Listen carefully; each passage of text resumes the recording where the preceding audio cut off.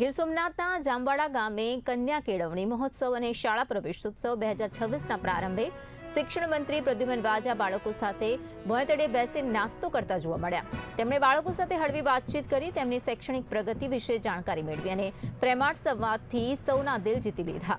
આ પ્રસંગે શિક્ષણને આનંદમય અને બાળમિત્ર બનાવવાનો સંદેશ પણ આપવામાં આવ્યો।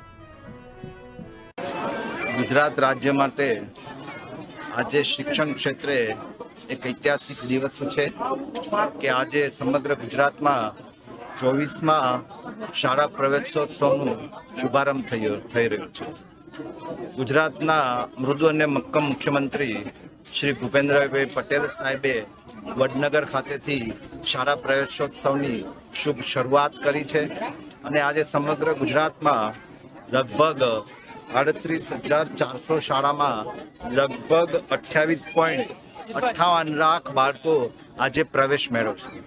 આ પ્રવેશોત્સવ એ માત્ર એક સરકારી કાર્યક્રમ નહીં, પરંતુ એક જનભાગીદારીનો એક લોકોના સહકાર સાથે આત્મામાંથી અમે ઉઠાડી લીધી।